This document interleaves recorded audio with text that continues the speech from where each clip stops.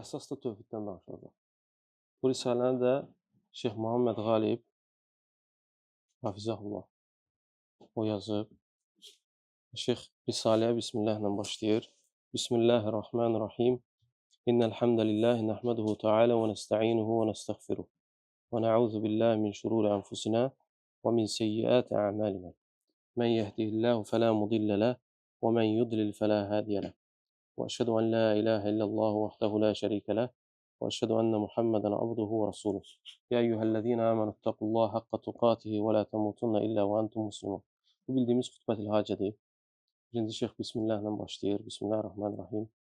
Sonra deyir ki, həmd Allaha məxsusdur. Allaha həmd edirik, ondan istəyirik. Və günahlarımıza görə Allahdan bağışlanma dilirik. Və nəfslərimizin şərrindən, əməllərimizin pisliyindən Allaha sığınırıq. Allah kimi doğru yönəldərsə, onu azdıran olmaz və Allah da kimi azdırarsa, onu doğru yola yönəldən olmaz. Sonra deyir ki, mən şahidlik edirəm ki, Allahdan başqa haqq məbud yoxdur, təkdir, şəriki yoxdur, o Muhammed onun qulu və rəsuldur. Sonra xutbətül hacid olan ayələri gətirir. Ey iman gətirənlər, Allahdan haqq təqvası ilə qorxun və yalnız müsəlman olduğunuz halda ölün. Sonra buyurur ki, Ya eyyuhənnəsu ittaqu rabbakumulləzi xalaqakum min nəfsin vahidə və xalaqa minhə zəvcəhə və bəssə minhumə ricalən kəsirən və nisəə.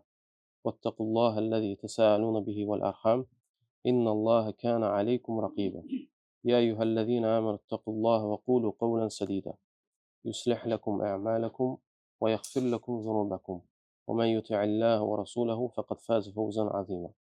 Ey insanlar, sizi tək bir insandan və ondan da zövcəsini yaradan və onlardan da bir çox kişilər və qadınları yaradıb yer üzünə yayan Rəbbinizdən qorxun və adıyla ondan növbə-növ şeylər istədiyiniz Rəbbinizdən qorxun və qohumluq əlaqəsini kəsməkdən çəkinin.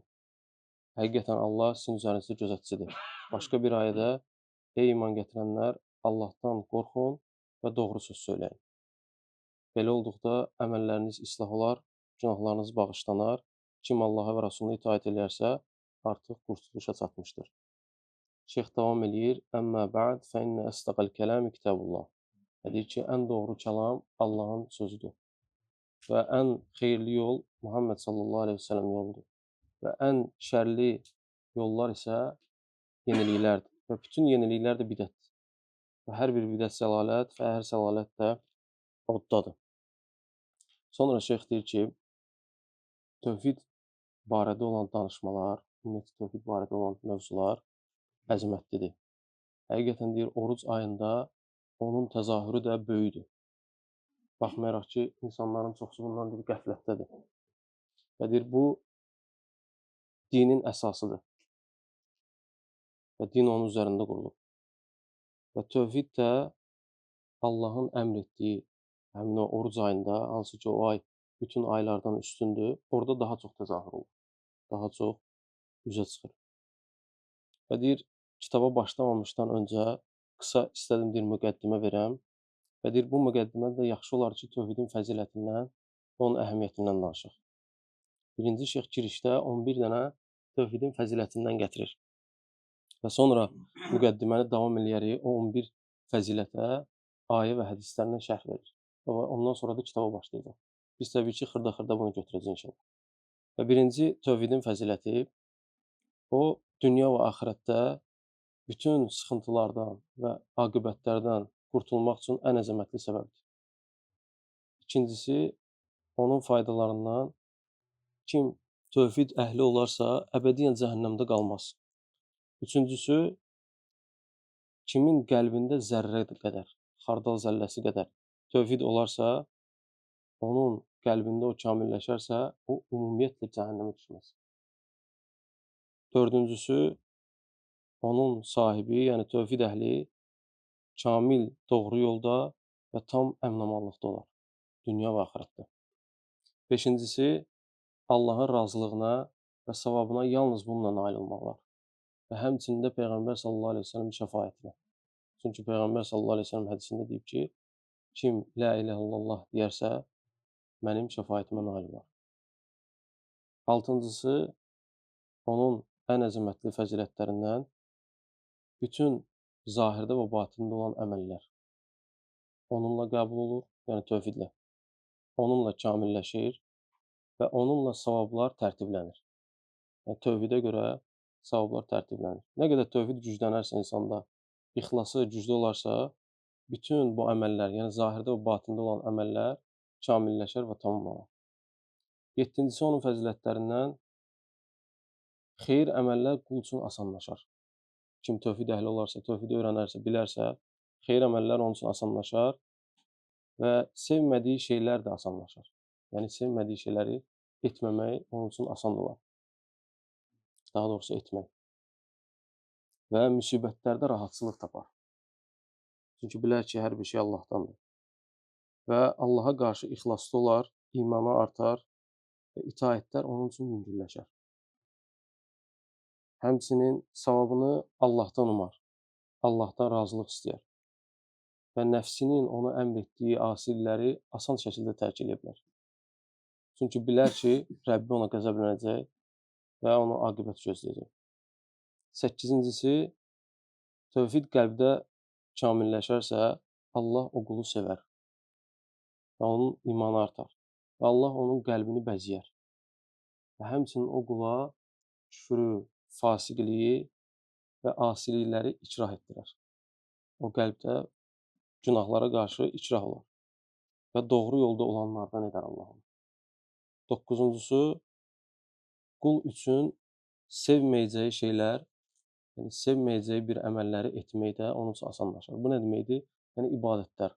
Ola bilər, ac qalmaq kimin üçünsə çətin bir şeydir. Ramazandan qeyri aylarda, bu misal deyək, qeyri aylarda o ac qalanda qəzəblənir məsələn. Özündən çıxır. Amma Rəbbi üçün tutduğuna görə, tövhid olduğuna görə qəlbində sevmədiyi bir şey onun üçün asanlaşır. Ona asanlıqla edir. Həmçinin ağırlı, acılı başına gələn şeylər yüngülləşir onun üçün.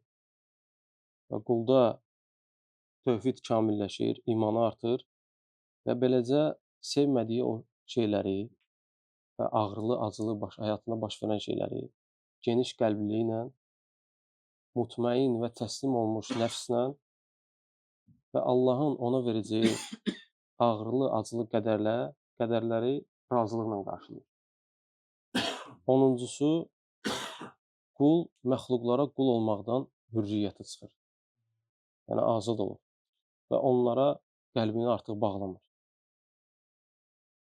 Onlardan artıq qorxmur və onlara artıq ümid bəsləmir. Bütünlüklə ümidini, qorxusunu Allaha yönəldir və insanlara görə əməl eləmir. Və bu da deyir, həqiqi izzətdir və ən uca şərəfdir.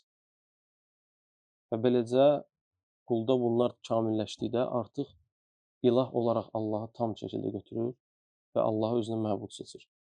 Ondan başqasına ümid bəsləmir, ondan başqasından qorxmur, ondan başqasına yönəlmir.